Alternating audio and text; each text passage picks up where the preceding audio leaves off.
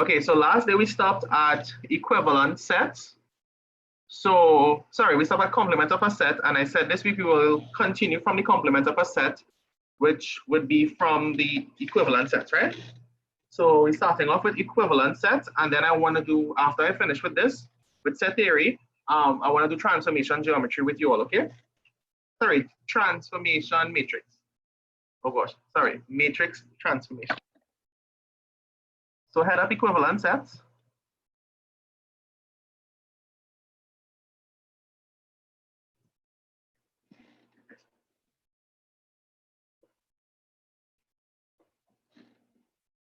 And I'll give you a note for it, all right?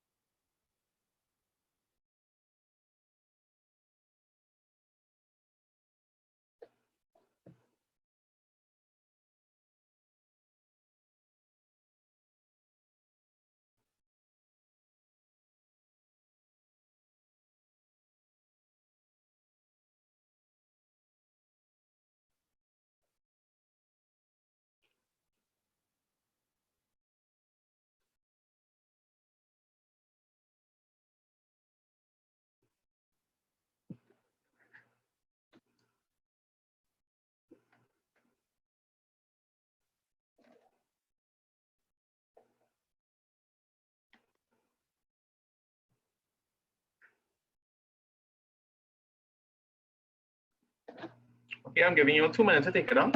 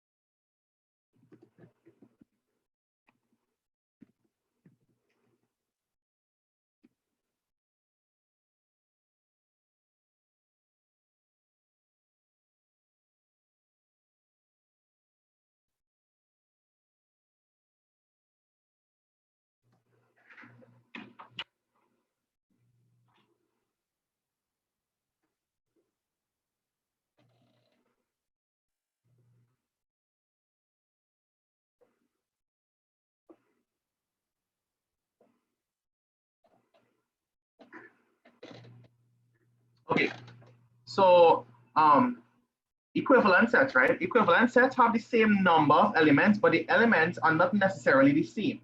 So last class we looked at the number of elements, right, in a set. So in set A, if we want to find the number of elements in set A, it's 1, 2, 3, 4, 5. So the number of elements in set A is 5. Similarly, the number of elements in B is 1, 2, 3, 4, 5. So the number of elements in B is 5. So because the number of elements in A and the number of elements in B are the same, they are equivalent. Everybody good? Any questions? No, sir.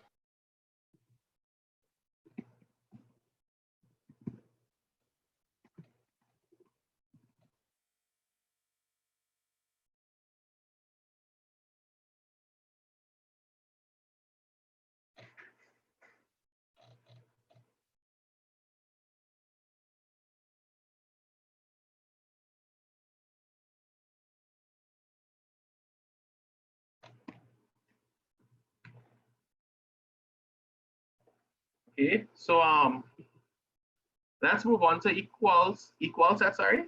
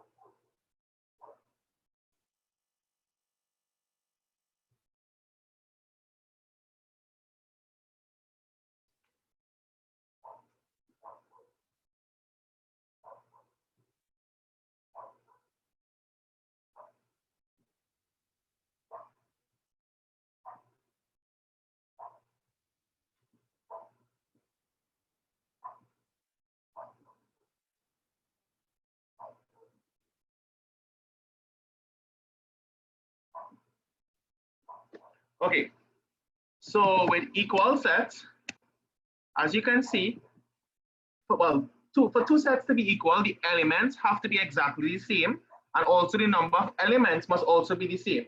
So as you can see, the number of elements in X is 3, and the number of elements in Y is also 3.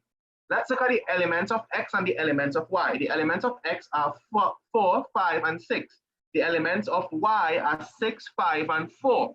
Now remember, I told you in the beginning of the set theory class that the order in which the elements are written does not matter.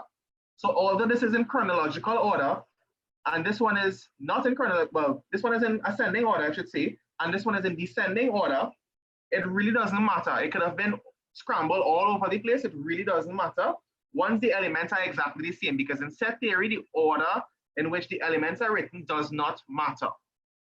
Any questions so far? No, sir. Okay, I give it only a minute to take it down.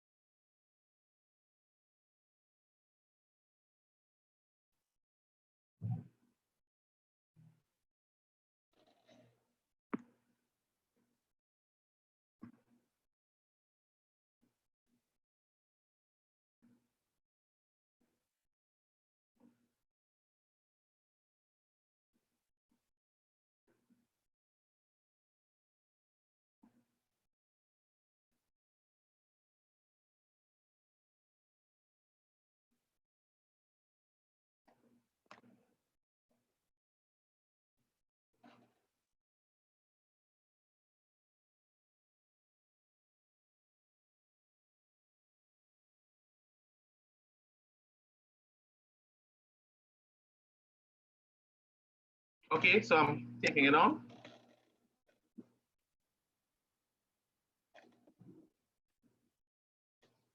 Let us now look at Venn diagrams.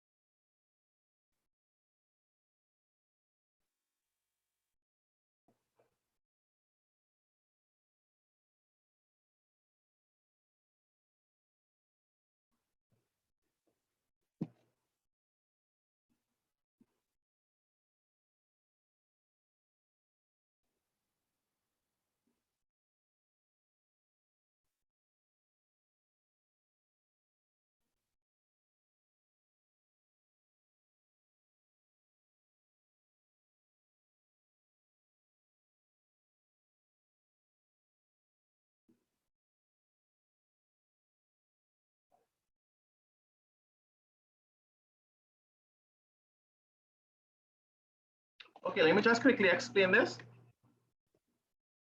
So Venn diagrams, the universal set is usually represented, by a rectangle, which is this here, right? Now subsets of the universal set are represented as circles inside of the universal set. So the universal set will be all of this here, right? So inside of the universal set, we'll write 2, 4, 6, 8, 10. Now inside of the universal set, we have a subset called A, which is 2 and 6. So subsets are usually represented as circles. So we put a circle around the 2 and the 6, and we call this A. So let's look at this one. We have 1, 2, 3, 4, 5, 6, 7, 8. As you can see, 1, 2, and 3 is a subset of the universal set, and we'll call this A. And 5, 6, and 7, another subset of the universal set, and we'll call this B. And of course, 8 and 4 remains on the outside. So anybody can tell me how we call that? How we call 8 and 4? Complement. Correct, the complement. It will be the complement of A and B.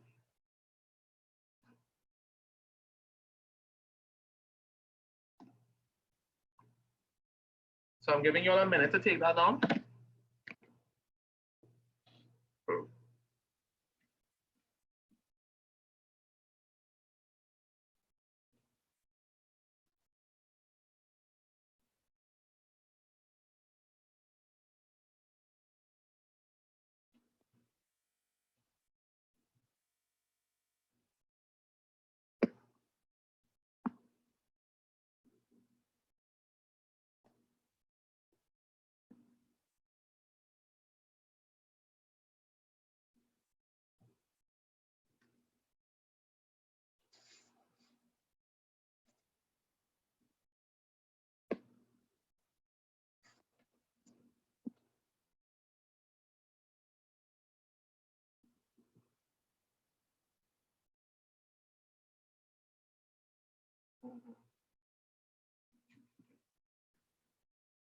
Can I take it off now?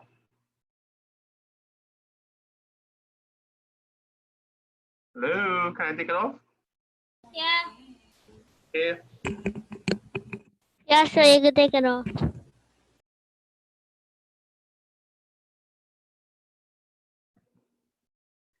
So now we're going to look at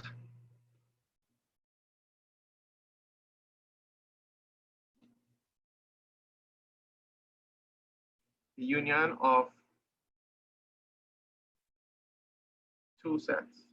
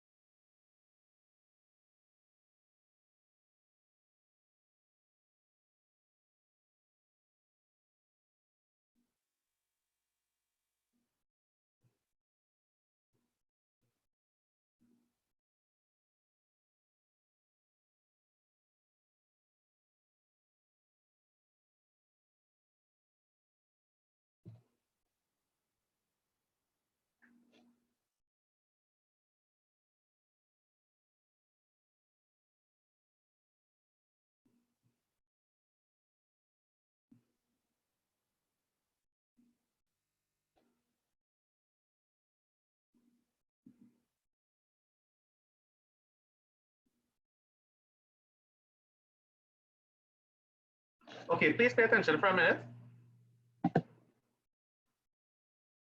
So the union of two sets. The union of two sets, let's say P and, oh sorry, that's supposed to be B and J, right?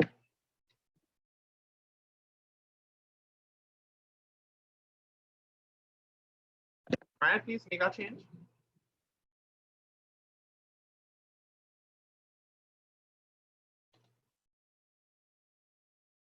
So the union of two sets, B and J, is the set of all elements when both sets are joined or combined. So let's say B is equal to A, B, C, D, E, F, G, H, and J is equal to G, H, I, J, K, L, then B union J, basically, when you unionize two sets, you just combine them. So B union J will be everything, right? So A, B, C, D, E, F, G, H. But if you notice G and G and H are in B as well. So we do not repeat G and H because remember the elements are never repeated. So we just, from G and H, we just put I, J, K, L. Now this is a symbol for union, but it's not a U, right?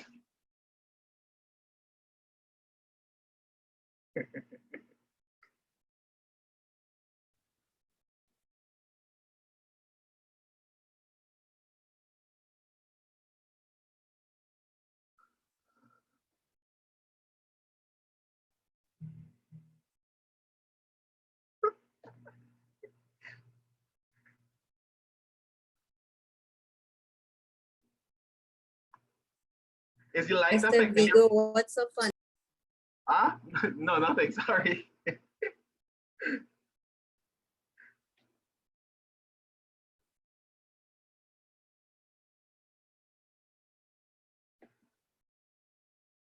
The light affecting anybody or is it okay? No, sir, good.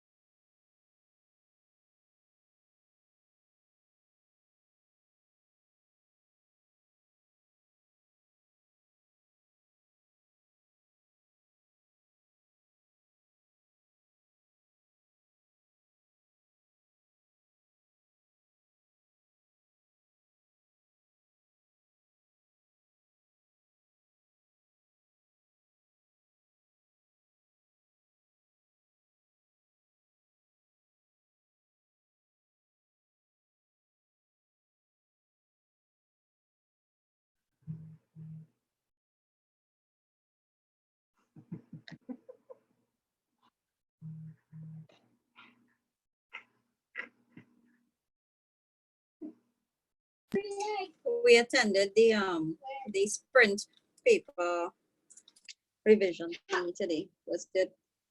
What's that? We attended the dynamic sprint paper review. Oh, yeah, the Yeah. man called me today. I just joined it because I thought they were giving away past papers now. Because the copies I had are poorly printed. So that's the only reason I joined the class. And apparently they had a session going on this morning. And the man called me and apparently I was a student now. So, Oh, yeah, but I just told him I'll attend the class next time. So can I take this off, guys? sorry about Yes, sir. Okay. So let us look now at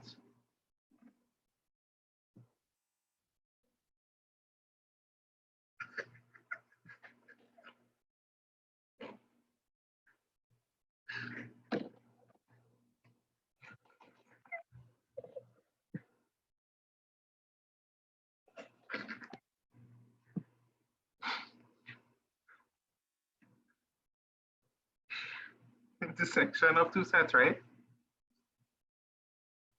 Sir, Yeah, you see my message? I did.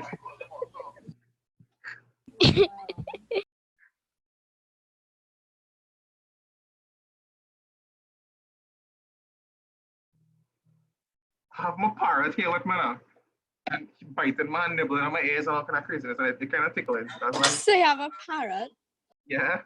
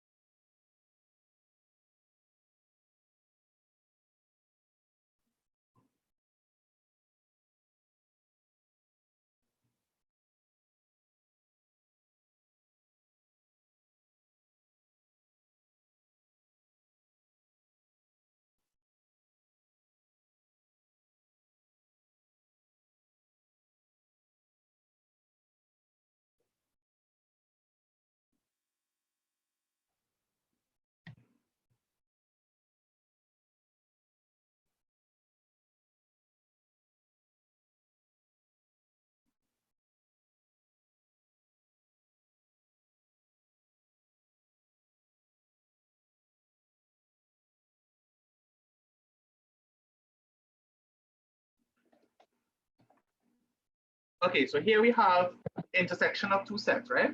So if A and B are two sets, then the set of elements that are common, the key word is common, to both sets is called the intersection of the sets, and it is denoted as A intersect B. This is the symbol for intersection, and it is not an N, right? It's just like an upside down bowl. Okay, so for example, let's say we have X is equal to A, B, C, D, and E. And let's say we have Y is D, E, F, and G. Then what is common in both X and Y is D and E, right? As you can see, we have D and E, D and E. So that means that X intersect Y will be D, E. And if you were to draw it in a Venn diagram, of course, you represent the universal set on the top. Well, it's represented as a circle, I mean a square, right? Sorry, a rectangle. And capital U goes on the top, it can go anywhere on the top, right? Or you can put the cursive E if you want, whichever one you prefer, right? And we have two interlocking circles or two intersecting circles. And as you all can see, the elements that are common goes in the middle. So D and E goes in the middle. Or whatever remains in X, you have to put X here. Whatever remains in X, it comes here. A, B, C, and whatever remains in Y, which is F and G, it comes here. Any questions there?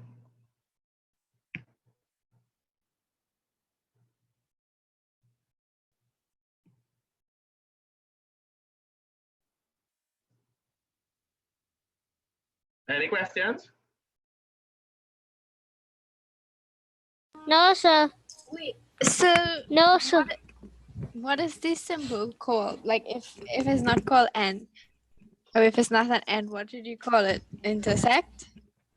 The symbol simply means intersect here, but it's a Greek symbol. I cannot remember the So name for it. it don't have a name. It does have a name. Okay.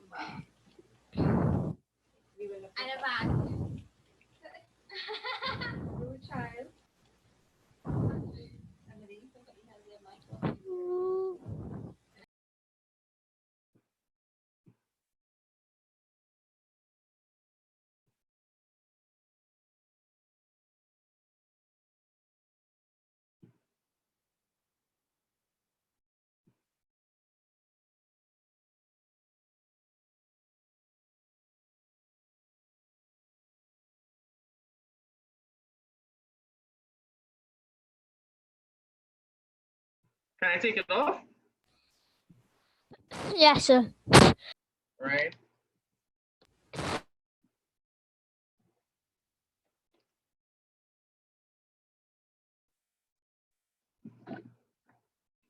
So now we're going to look at disjoint sets.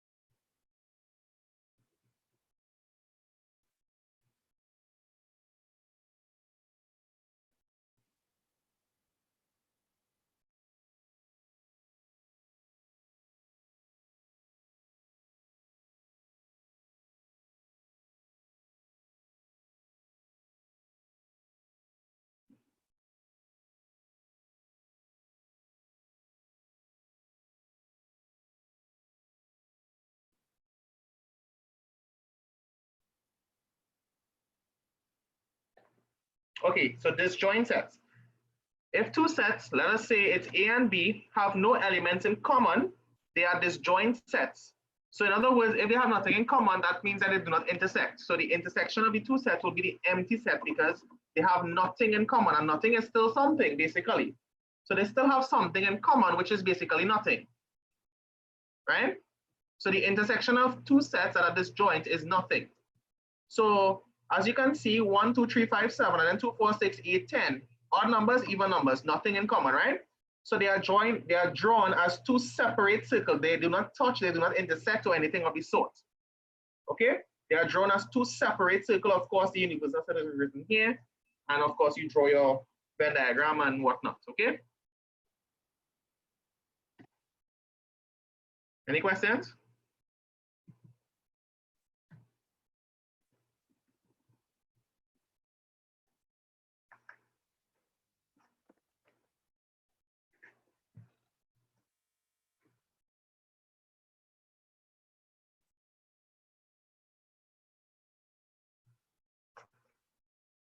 So I'm gonna give you all some questions to do now, right? Is that okay?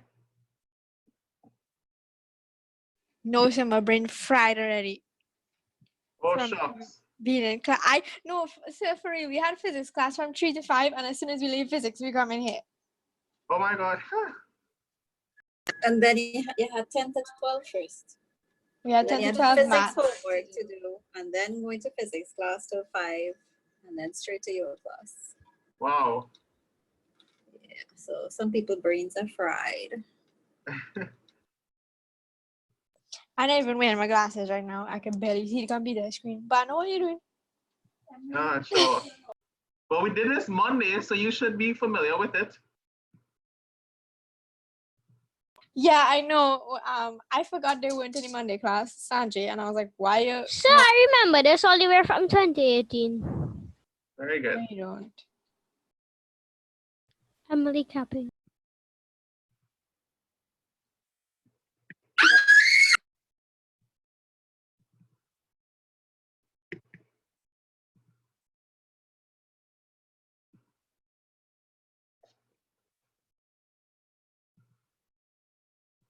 So right now I'm getting the questions for you all to try.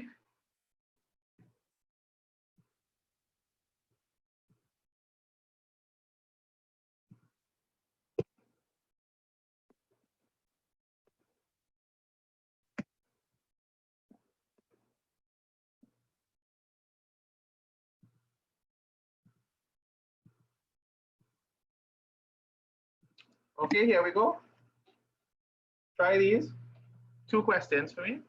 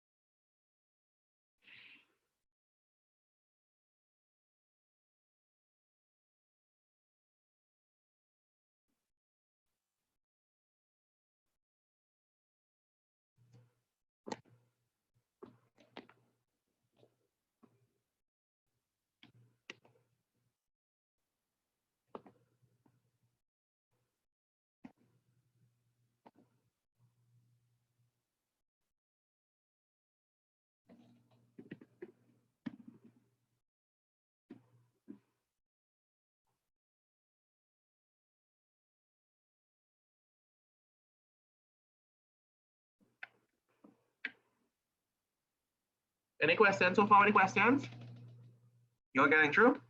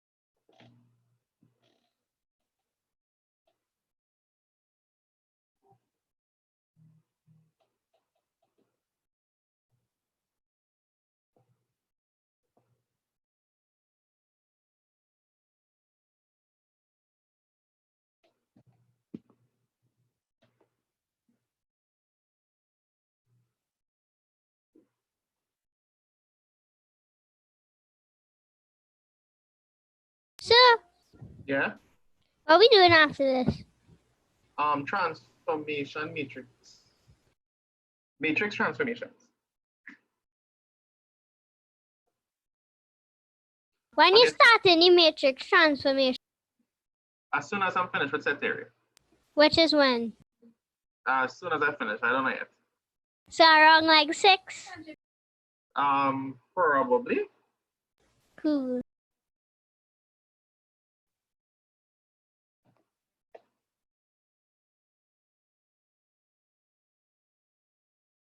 So that's the same thing you did on the Sunday class, right? Not Sunday, Saturday. Saturday, Yeah. Okay, cool. Yeah. Yeah, Miss Guru, it's correct.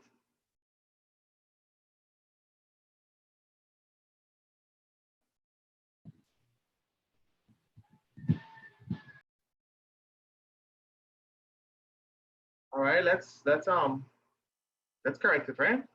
So the first thing you will want to do is, well, for number one, is list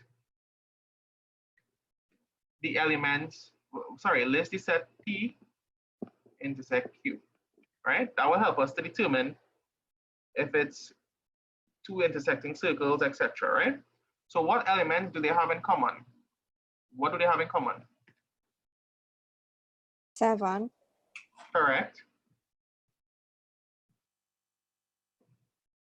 So they have 7 in common.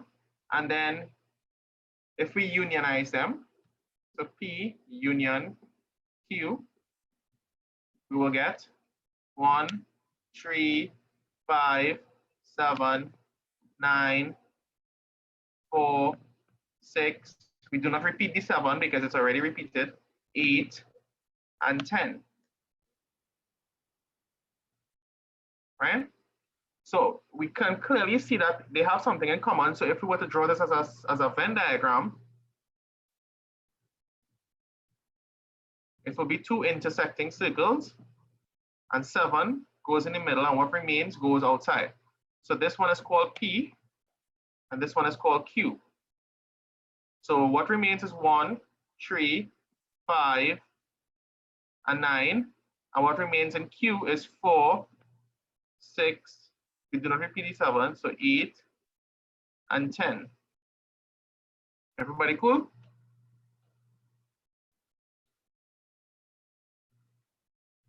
Everybody good? All right, let's look at number 2.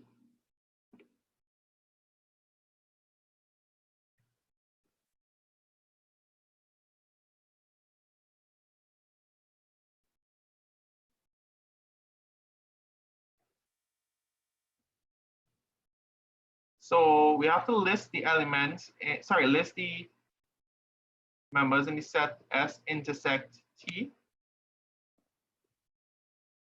So A, B, C, M, N, Q. Does it have anything in common? No, right? So this is represented as an empty set, or we could have put phi. Next, we are asked to write S union T. That means we just simply join it. So A, B, C, M, N, P, Q.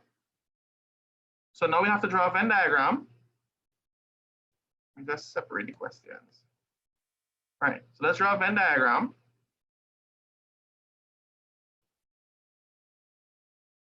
Of course, it's a disjoint set because they have nothing in common. So it's drawn as two separate circles.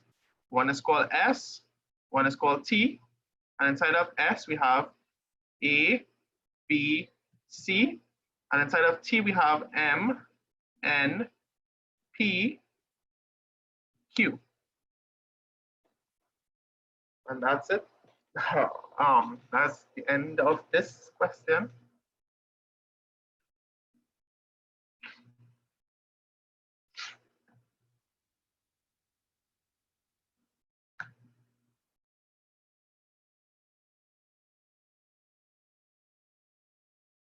Any questions so far?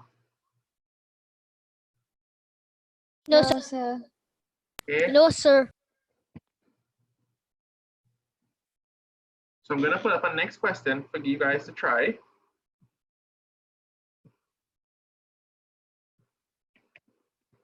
And it's the last question before we finish set theory. Actually, I don't want you all to try this. I will do this one for you all and demonstrate it. Tell me when I can take off whatever is on the screen, right?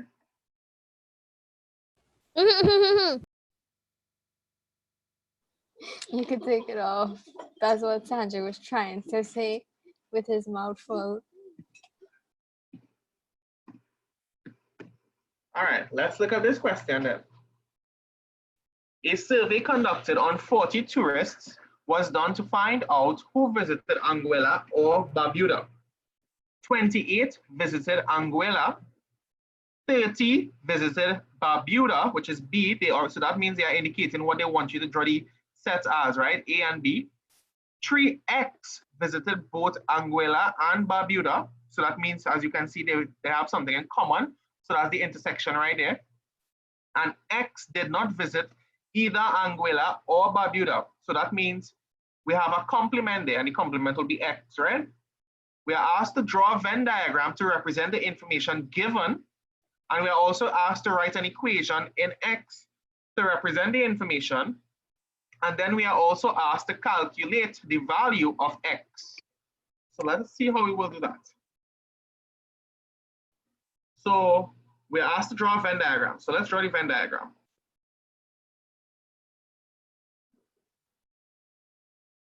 We know it's two intersecting circles.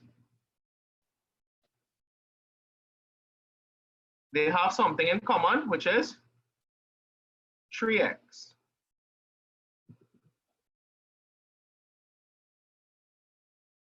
Sir, it looks like a deformed mango.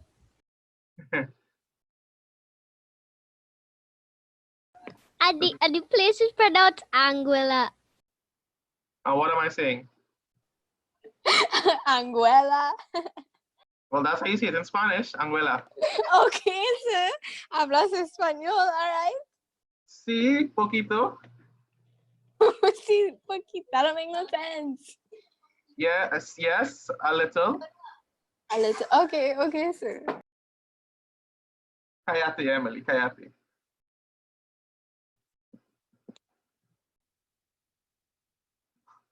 So 28 visited Anguilla, and now you have a conscious of how I'm pronouncing it.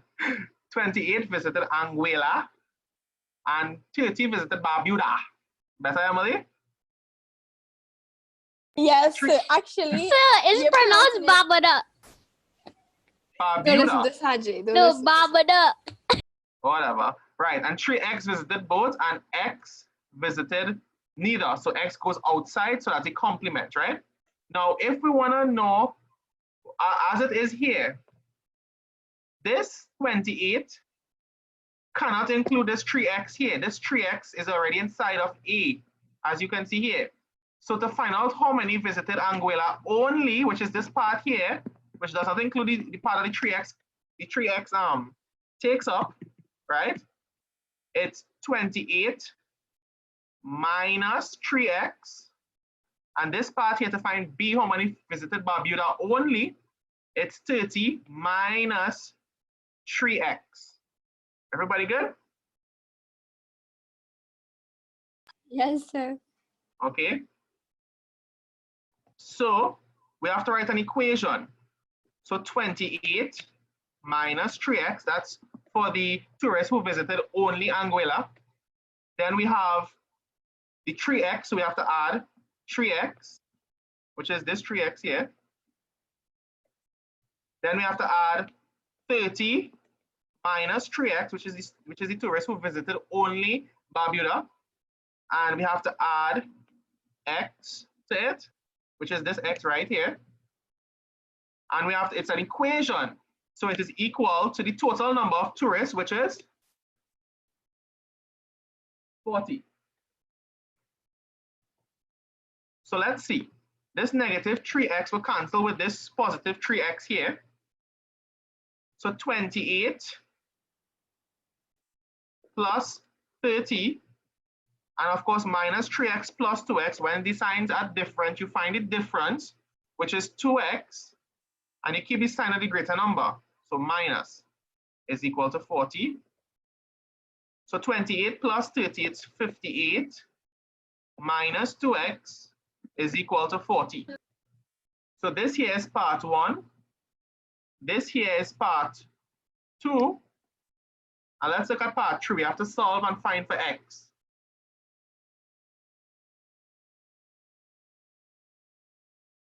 So 58 minus 2x is equal to 40. We don't want this 58 here, so we carry it across. Negative 2x is equal to 40. Take away 58. Negative 2x is equal to negative 18. We don't want negative 2, we just want x, so we take this negative 2, fling it across. X is equal to negative 18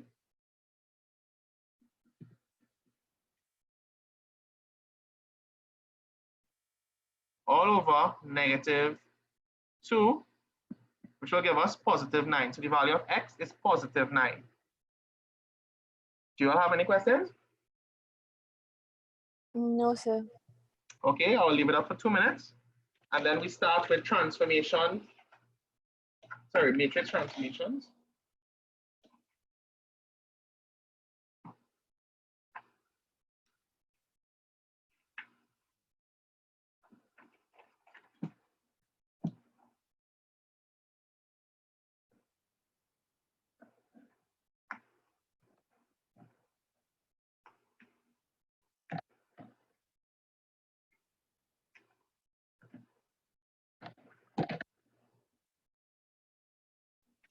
So we're going now. Adios. Okay, bye, adios. Hasta la vista. Hasta la vista.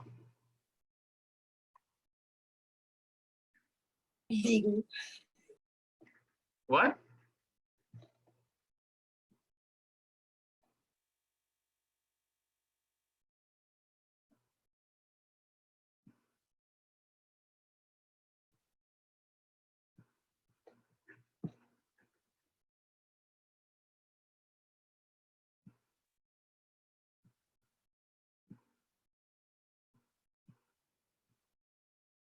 Wait now, Marie, only you and Felicia from this class, and only 2 other attendants from this class? Everybody else is from different classes that's sitting in.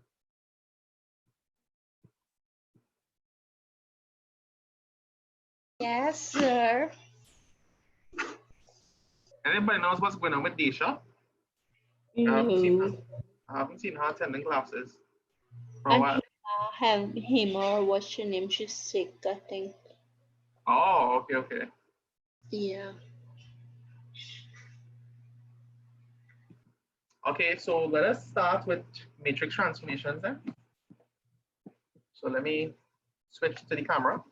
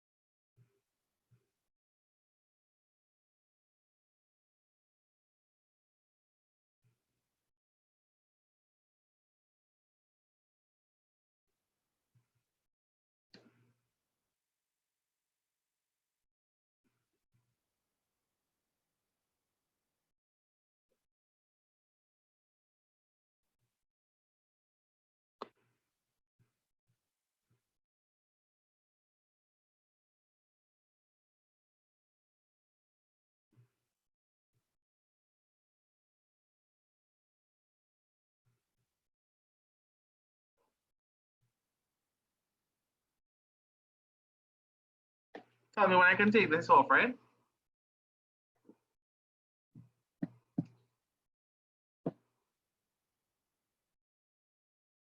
Venn diagram, true girl?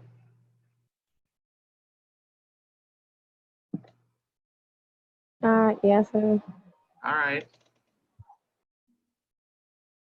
So like, oh God, this man calling me for wife. No, sir, no, it's not like that, don't worry. Uh-huh.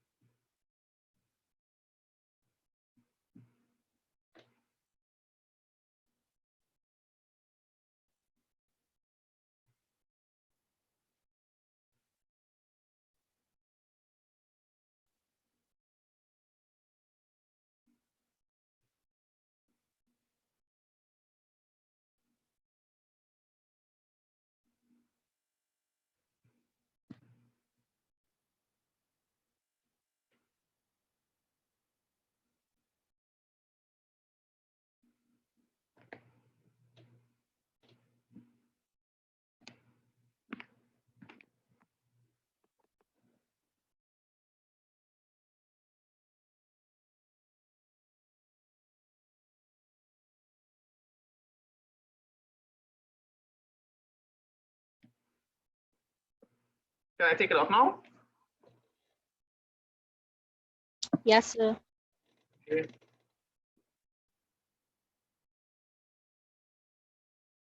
That was what number? It was 5 I gave you all? Yeah. All right, thanks.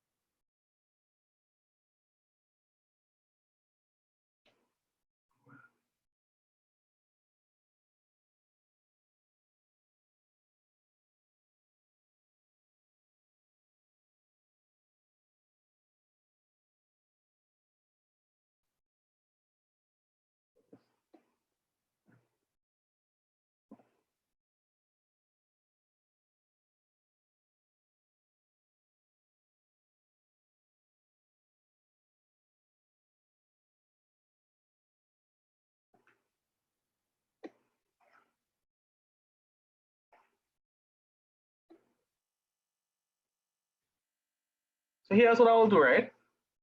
I won't give it all any okay, no problem. So we'll do that then.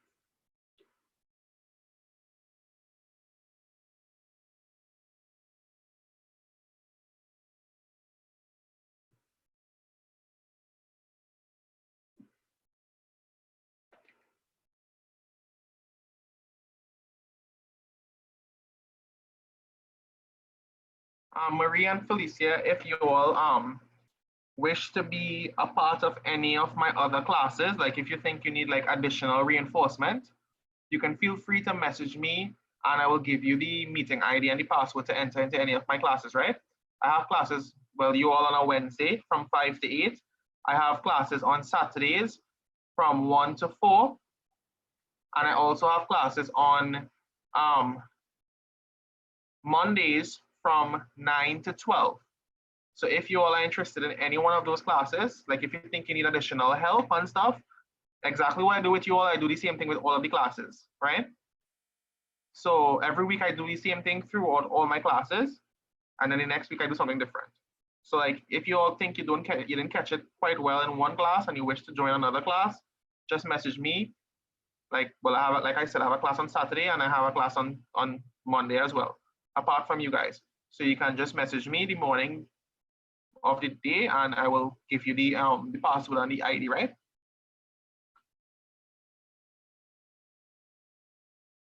But that's only if you think you need additional help, right? It's not mandatory that you attend. And please remember that this Sunday, I have class, I make a class with you all, and it's from 1 to 4, right?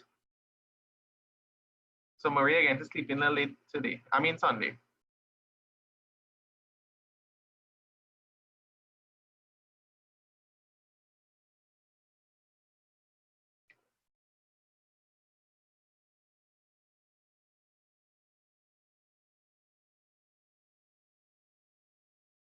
Can I erase it now?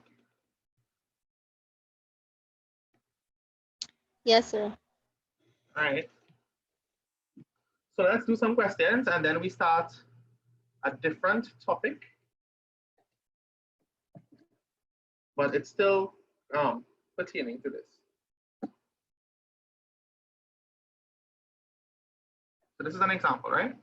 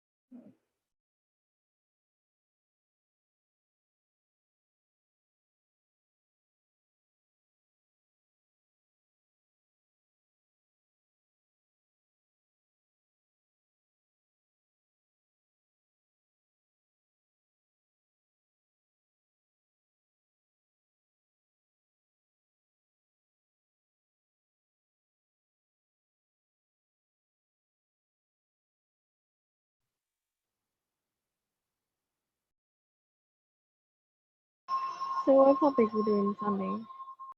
Monday? Something. Or Sunday? I haven't decided as yet. I usually decide what we're doing like the night before or the day on the the day of the class. Okay.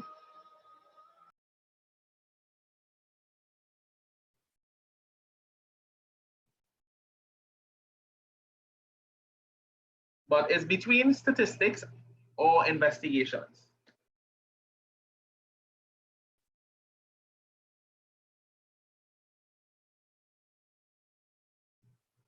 So my birthday coming up next weekend.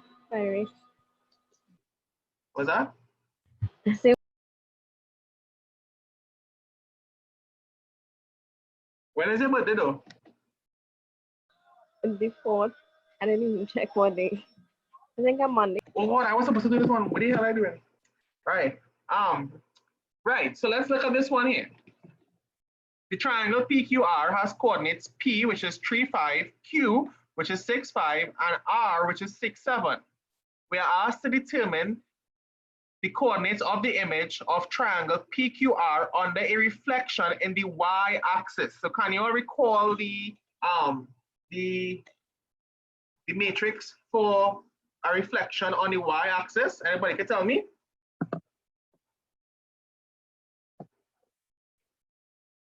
Let's just write it down, eh? Is the second one.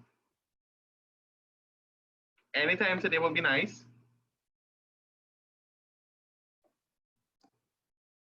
Hello?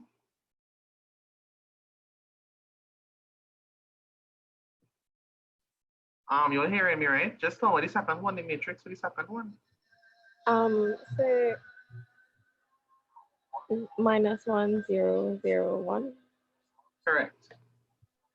So each of these coordinates, so P is 3, 5, right? So we write 3, 5, and then we multiply it by the matrix. And this will give us our new matrix, P1. So an easy way to do this is just take whatever you have here and multiply it by this. So 3 by -1 is what? -3. 5 by 1 is 5. And that's all. Okay? So P, which is 3, 5, is mapped onto P1, which is -3, 5. Same thing we're doing for Q and for R. So Q is 6, 5, -1, 0, 0, +1 is equal to 6 by -1 is -6, 5 by +1 is 5, right? So Q, which is 6, 5, is mapped onto Q1, which is -6, 5, and R is 6, 7, -1, 0, 0, 1. 6 by -1 is -6.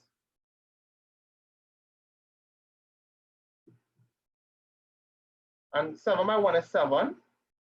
So R, which is 6, 7, is mapped on, oh, what am I put Q here for?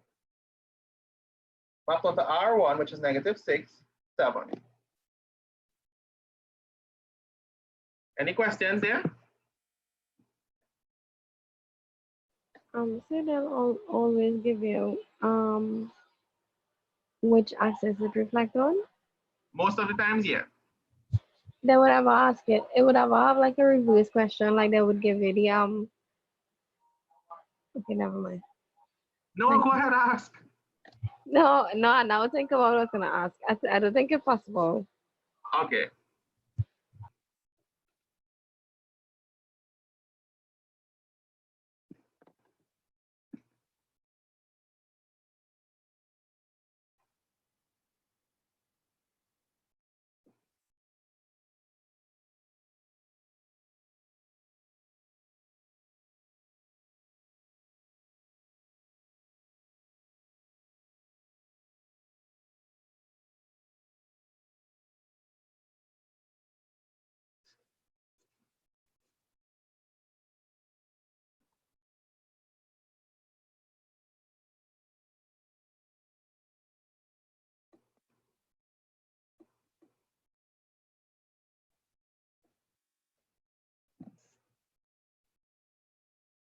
Y'all finished taking it out? Yes, sir. All right. So let me give you a question. Try that.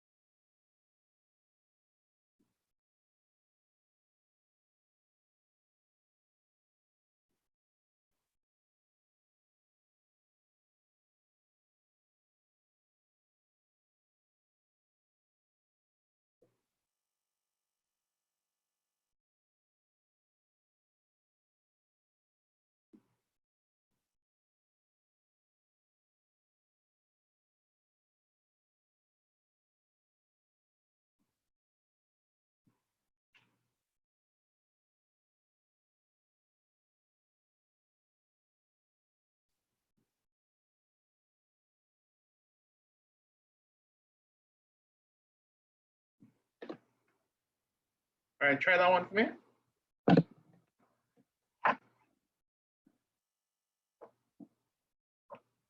Oh, Alicia, I will do linear programming on Sunday. Okay, so cool. Yeah.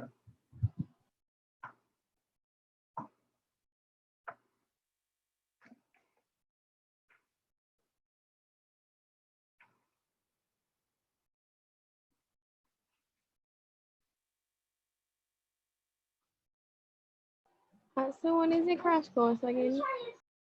You have a crash course? You're not. Oh, I thought you had. I thought you was gonna have one online. Oh, I think they're supposed to have one, but I'm not quite sure about it as yet. So, but you see only math teacher, right? Yeah, yeah. Okay, cool.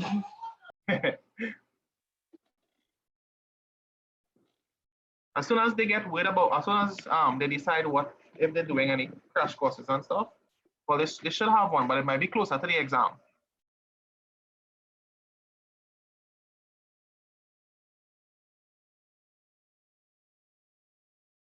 But the study sessions will be more or less like the crash courses, I believe. Are you in the study classes? So I didn't even know that exists. Yeah, yeah. They have a study class on Saturday mornings for maths from 8:30 to 10:30. Okay, every Saturday. Yeah, no, just for the next, I think 4 Saturdays. But if you can't make it to the class, at least if you join the class, like if you register for it, I think you have to pay for it. I'm not sure how much is it. When you all these students who are part of the class, when I'm finished with the class and I'm finished with the recording, only the students who are registered for the class will get a link to the video to view the class if they need anything or like if they missed the class or something of the sort. Oh, okay. Yeah, yeah. So it's not available for everybody to view.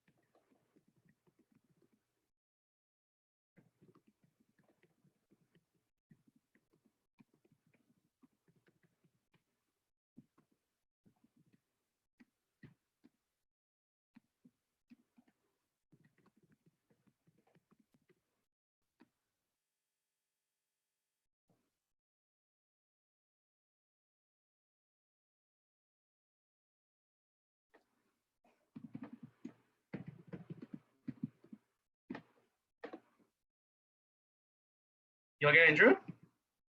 Anybody have any answers so far?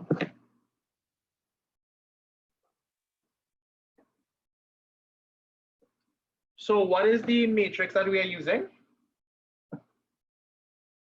So the 181. Well, duh, but which one?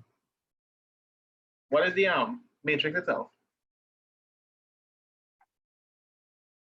-1, 0, and 0, -1. Correct. So each of these, A, B, and C, 2, 4, 7, 4, and 2, 7 will undergo the transformation -1, 0, 0, -1, -1, 0, 0, -1, -1, 0, 0, -1. So 2 by -1 will give us -2, and 4 by -1 will give us -4. 7 by -1 will give us -7, and 4 by -1 will give us -4. 2 by 7, sorry, 2 by -1 will give us -2, and 7 by -1 will give us -4. Right? And of course, this is E1, this is B1, and this is C1. Any questions here? You all got that?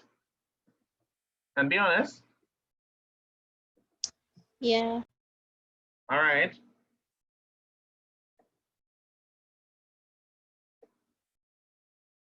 Oh gosh, this is supposed to be 7. My apologies.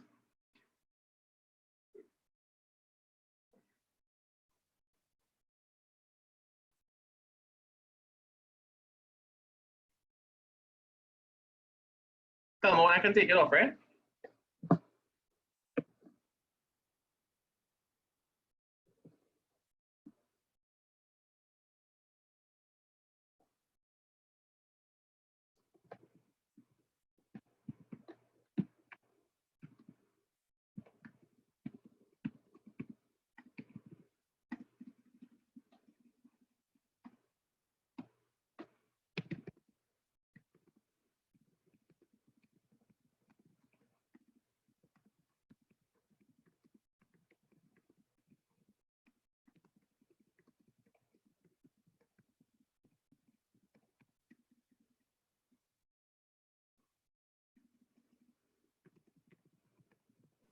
So you can take it off, you know. Okay.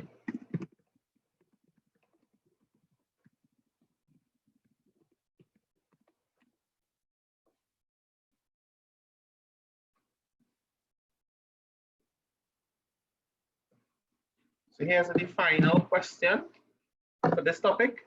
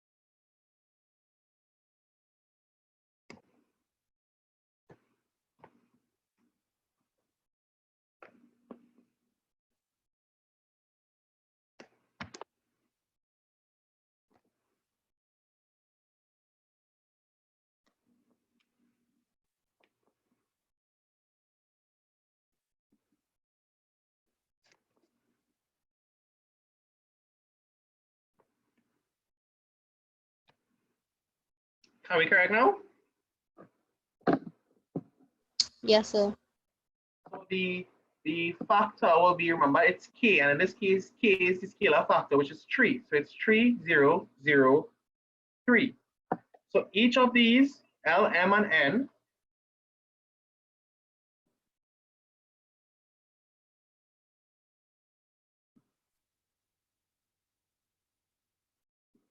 has to be multiplied by this, 3, 0, 0, 3.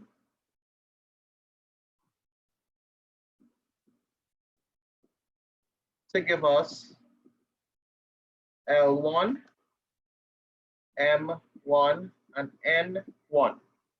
So 1 by 3 is 3, 4 by 3 is 12, 3 by 3 is 9, and 4 by 3 is 12. 1 by 3 is 3, and 6 by 3 is 18. You all got that? Yes, sir. Okay, great. So I'll leave it up for a minute for those who might want to take it down if they didn't get it.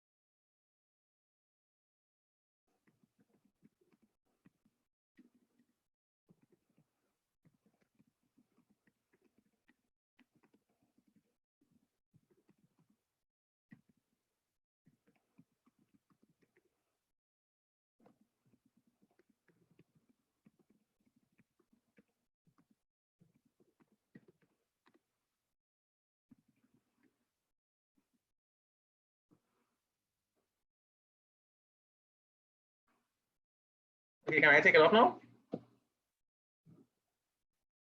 Yes, sir. Yes, sir. Okay. Hey, Marie, nice to hear your voice. I was calling you up on thing just now, you didn't answer, man.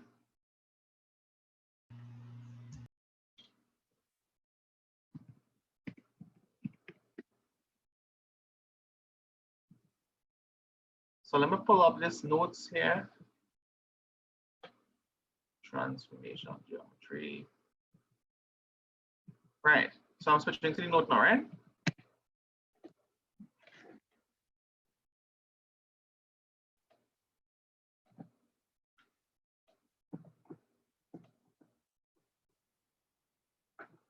Okay, so here we are looking at transformation geometry. Now, a geometric transformation basically is a movement of an object from one position to another.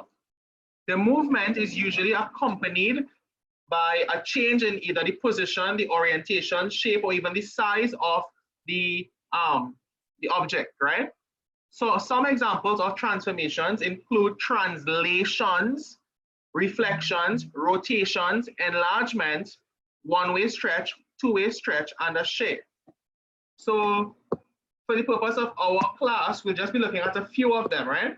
So a translation, what is a translation? A translation is a movement along a straight line in a fixed direction without any turning.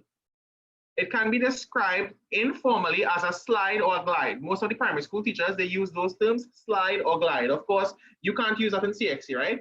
If you put slide or glide, you're going to get it wrong. It's a translation. When an object undergoes a translation, all points on the object move the same distance and the same direction. So as you all can see here, we have the object, it's moving along a straight line and the same distance apart, okay? And of course, right here, I said that already. So yeah, and how do you describe a translation? The translation of an object is basically described in terms of the direction of the movement as well as the distance moved by the object, right? Now you all will get this handout as soon as class is finished, so you don't have to worry about taking down any notes, right? Right, so this is a Cartesian, this is the Cartesian plane, right? Right, this is important here. Direction on the Cartesian plane. A positive value of x denotes that the movement is horizontal and to the right, while a negative value of x denotes the movement is horizontal and to the left. Similar, well, on the other hand, a positive value of y denotes the movement is vertical and upwards, while a negative value of y denotes the movement is vertical and downwards. So in this case, we have the x and we have the y value. So the x is positive. So this denotes that there is a horizontal movement or a movement to the right. Now this one here indicates a negative y value. So a negative y value denotes that the movement is vertical or downwards. Let's look at this here. Both x and y are negative. So the x value will tell us that x is, sorry, there is a horizontal movement to the left. And of course, this will tell us there's a vertical movement downwards. Everybody good? Any questions? No, sir. All right. So let me just do this question here for you all.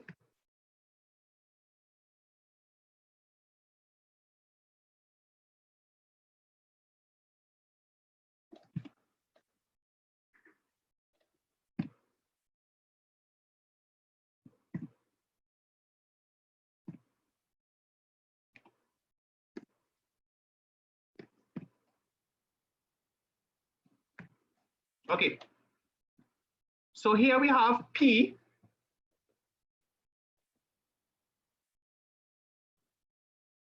It undergoes a translation, and it undergoes a translation, and we get P inverse.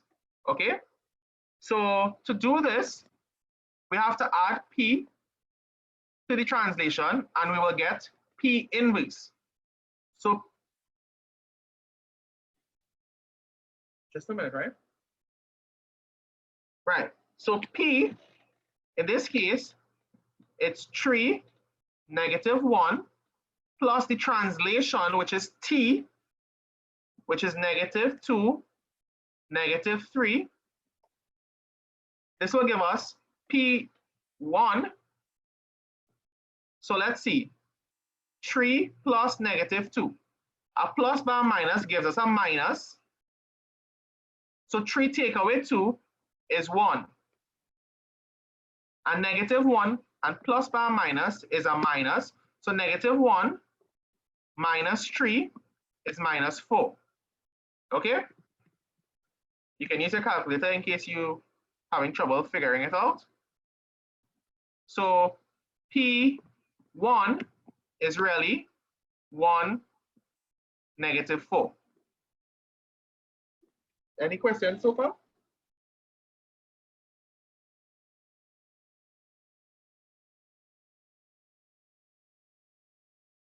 You all? Yeah. Okay, so can I give you all one to try then? Yeah. Okay. I'll be calling on some of you for answers, right? So I want you all to try it. So can I take this off the screen?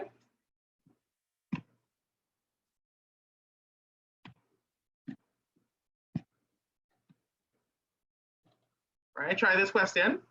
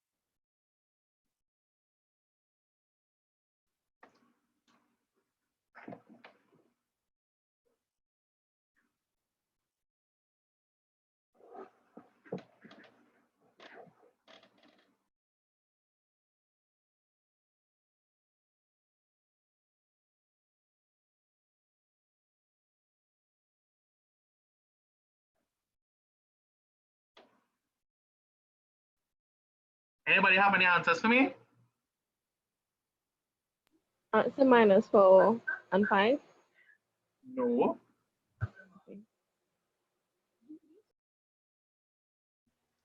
4 and 1. Correct. Let's see why. So remember it's the object plus the translation will give us the image, which is T1. So A is 3, 2 plus T, which is, as you can see, oh wait, pull up. We had to find T. My bad. So we'll just simply use algebra here, right? So if you want to find T, we just take A and carry it across, not so? So T is equal, oh, this is supposed to not be T. Okay, let me just do back everything.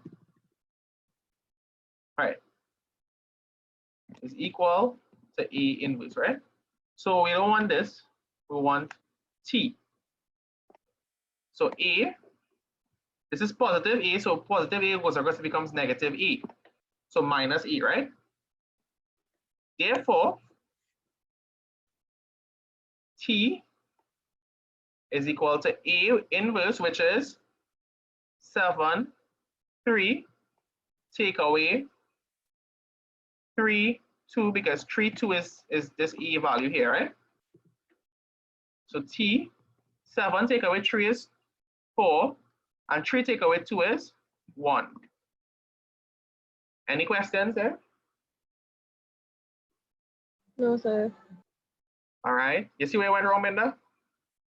Yes, sir. All right.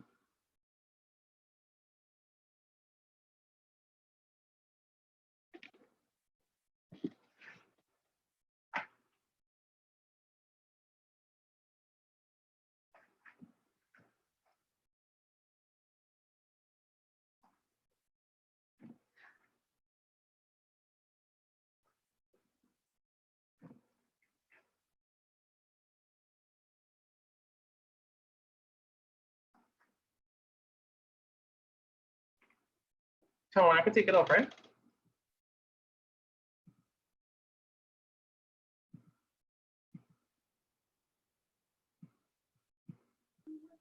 So you can take it off.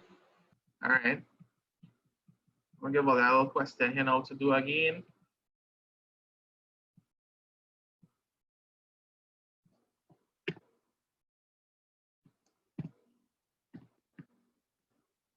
Try that one.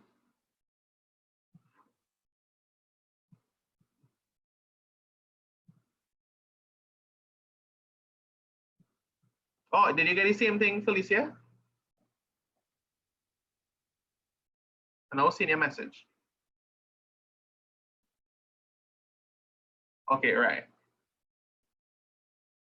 You could have done it like that as well. But of course, that process is more tedious. It takes a longer period of time to do that one.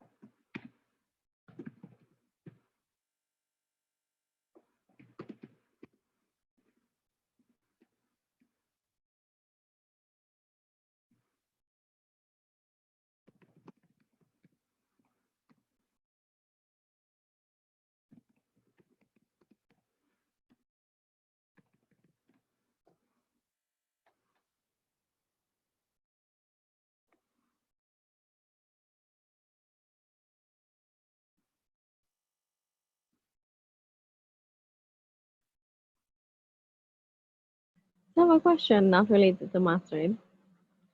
If this question, On Zoom, right? Since you hosted the meeting, if I private message somebody else, would you see it? no. Okay, cool. Were you planning to butt off maybe behind my back or something? No, sir, no. I was just thinking, just in case, man. I want. Oh, this sounds very fishy. Thanks, sir. You're most welcome. But no, I would not see it. Just like if somebody private messages me, the rest of the class would not see it.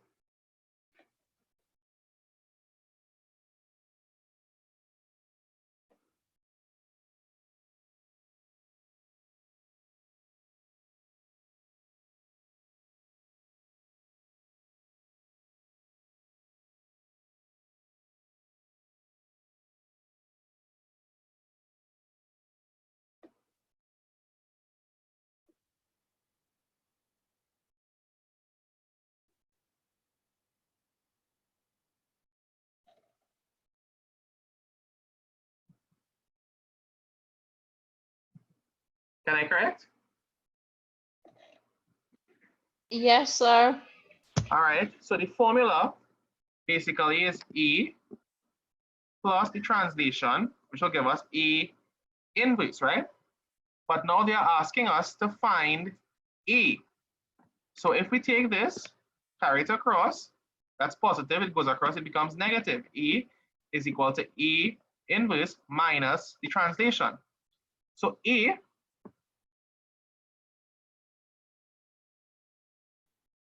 is equal to A inverse, which is this here, which is 2, 3, minus the translation, which is -1, 4. 2 minus -1, a minus and a minus gives us a plus. So 2 plus 1 is 3. And of course, 3 take away 4 is -1. How many if you got that? I Got it, sir. You get Yeah, it? Maria, get it? Yes, sir. All right.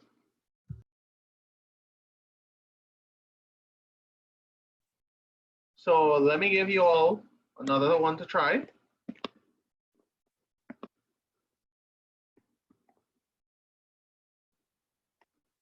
I'll give you all 5 minutes to try this one.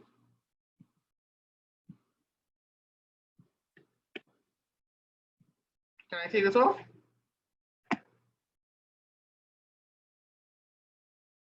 yes, sir. All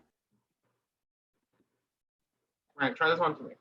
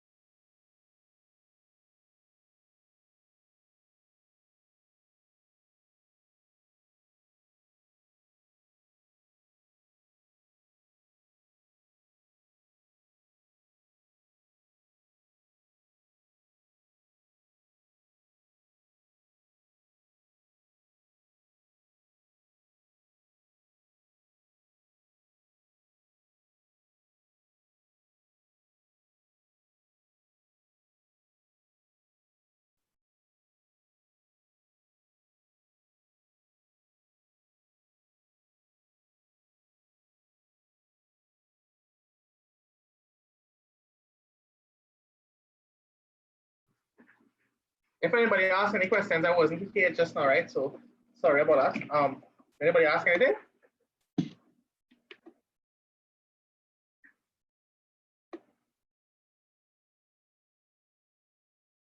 I guess not.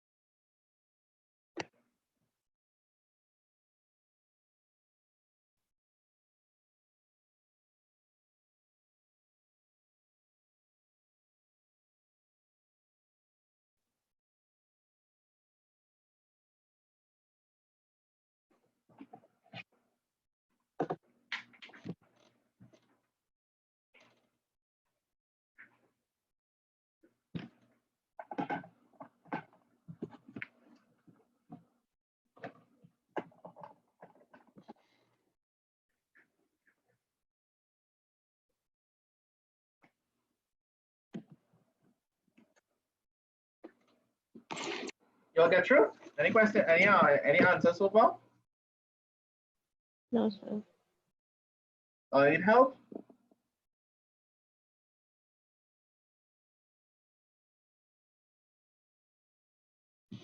You all need help?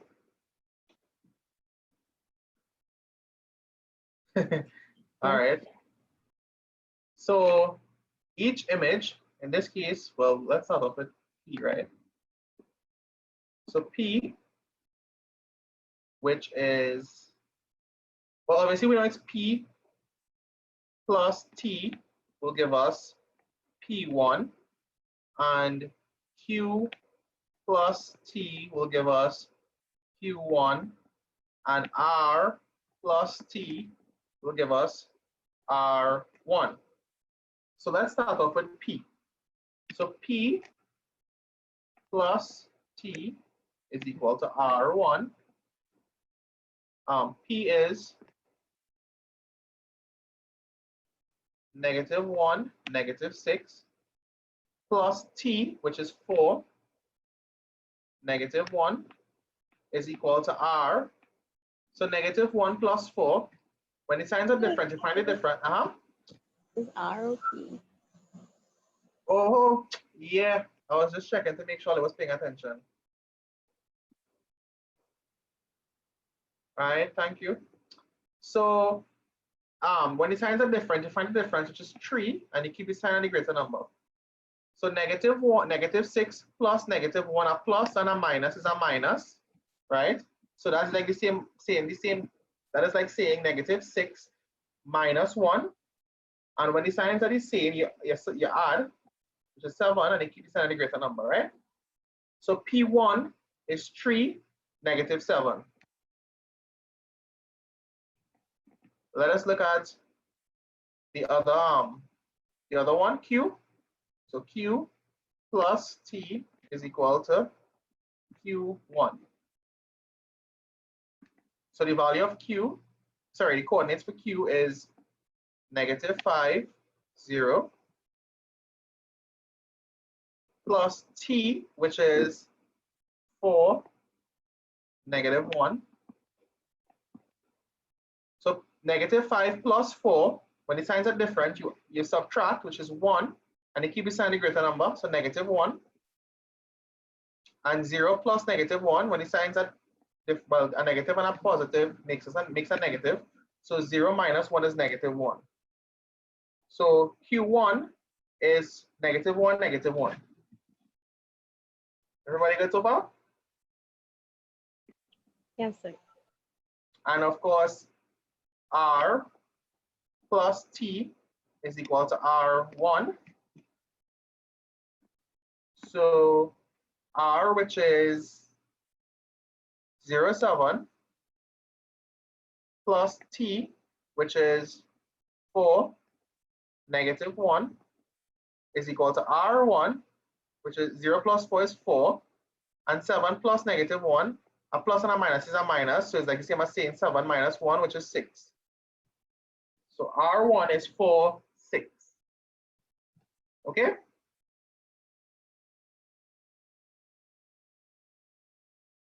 I'll give you all a minute to take it on.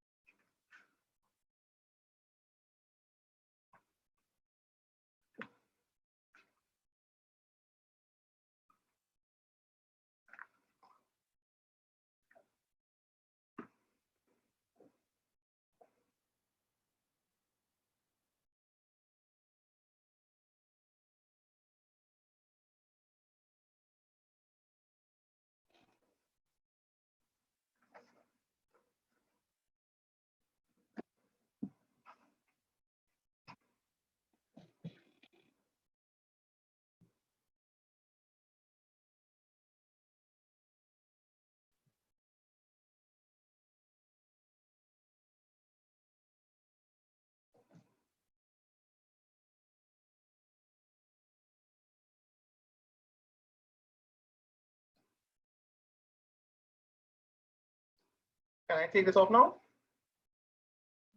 Yeah. All right. So,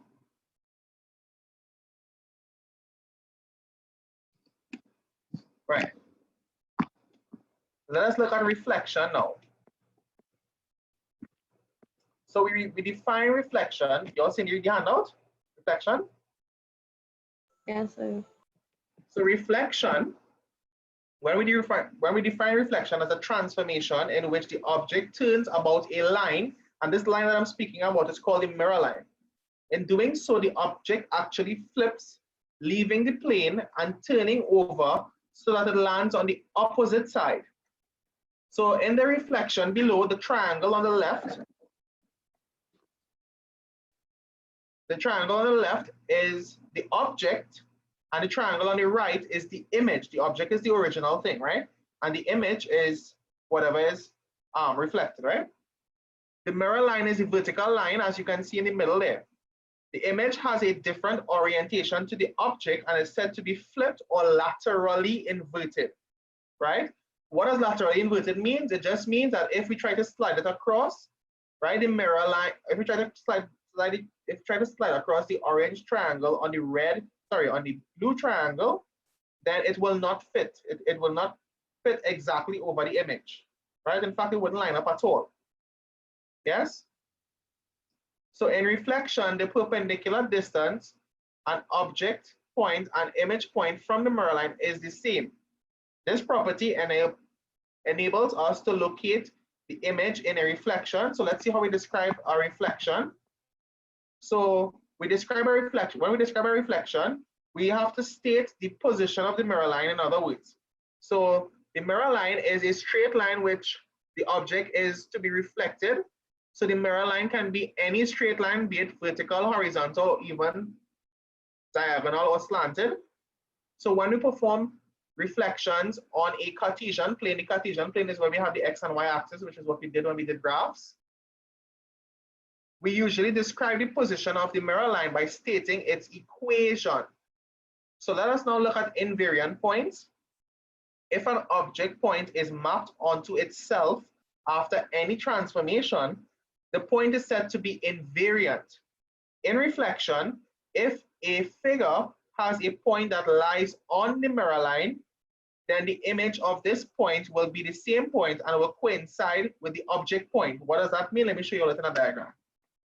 As such, only points on the mirror line are invariant. So invariant points are on the mirror line itself. So as you can see, this image on the top here is the object. This is the mirror line. And since the object touches the mirror line, we have a reflection that is also touching the mirror line, therefore making this here an invariant point. Any questions so far? So you can go over that one more time, please. Sure, no problem. Basically, invariant points lie on the mirror line.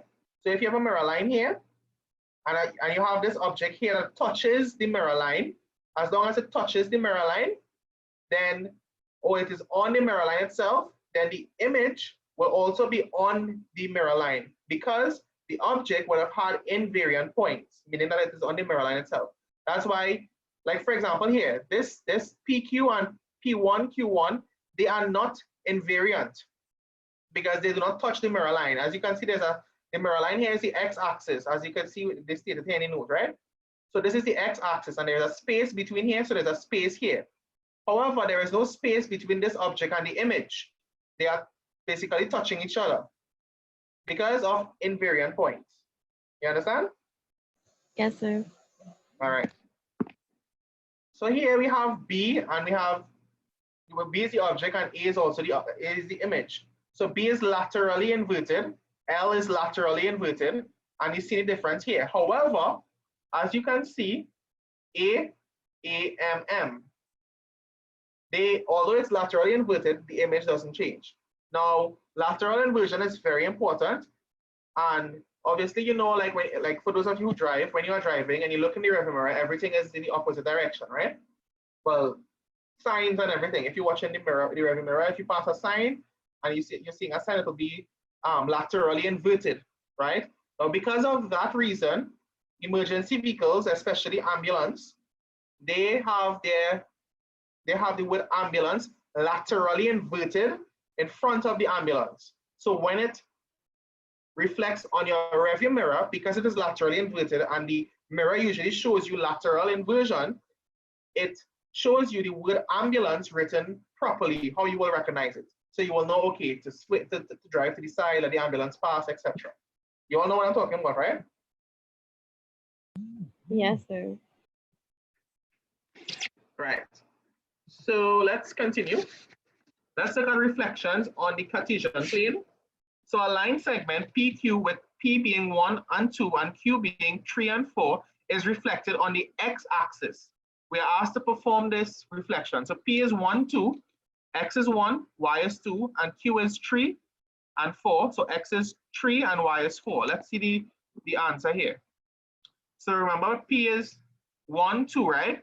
So 1 on the x-axis, 2 on the y-axis. So that's this point here. We did that when we did graphs. Q is 3 on the x-axis, 4 on the y-axis. So 3 on the x-axis here, 4 on the y-axis here. So that's right here. So PQ is this point here.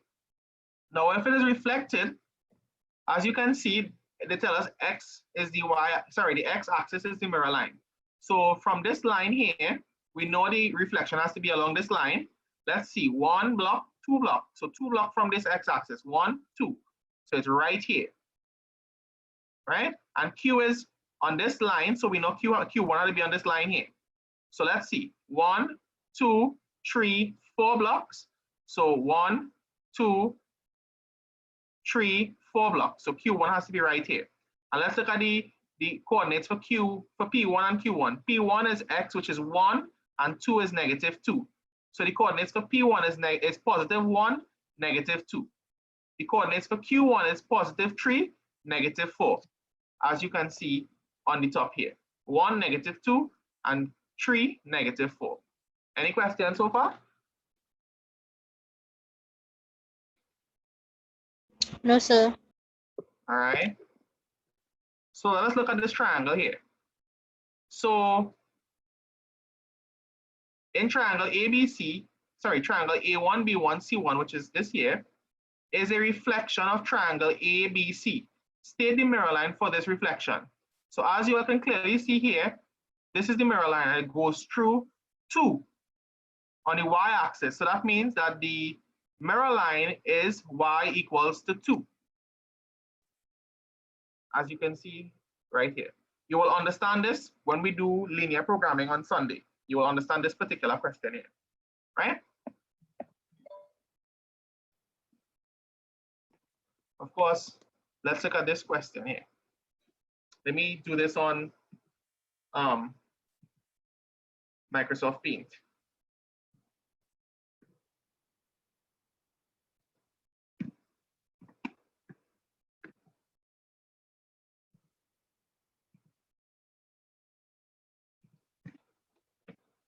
You all seeing it here? Are you all seeing it? All right.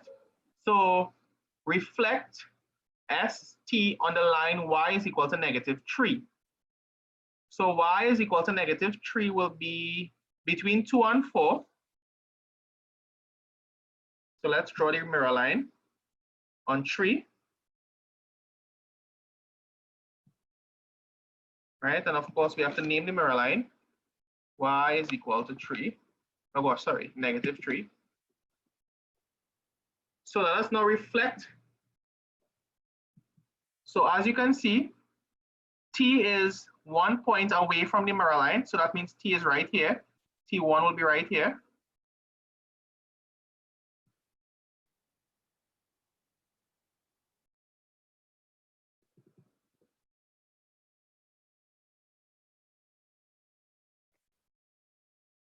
That's supposed to be T1, right? Good Lord. Right. And let's look at S. S is 2 points away from the mirror line. So that means that S is here.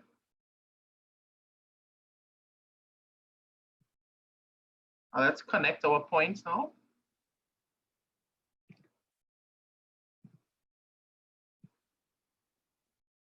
Can you all see the reflection there? And now we have to state the coordinates of t. Remember, we always state the x coordinate first and then the y coordinate. So the coordinates for t, the x will be 7 because it's between 6 and 8. So 7. And the y coordinates will be -2. And for S1, this is supposed to be T1, right? So S1, it's always in the form X, Y. So it will be -2, and Y is, that there is -1. Okay?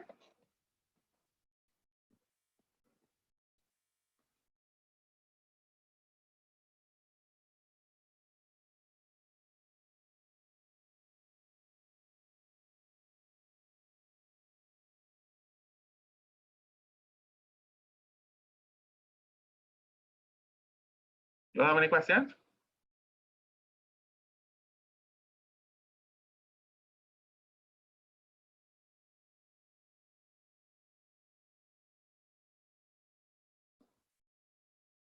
So you say we'll be able to understand this better on Sunday, right?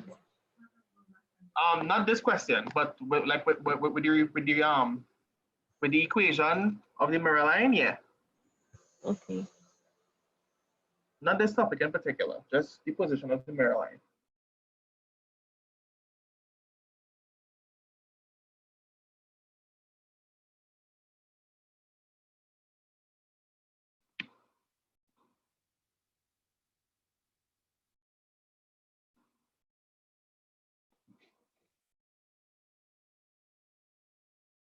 So that will be the end of this class, right? So I will send you all the link for the continuation of the topic.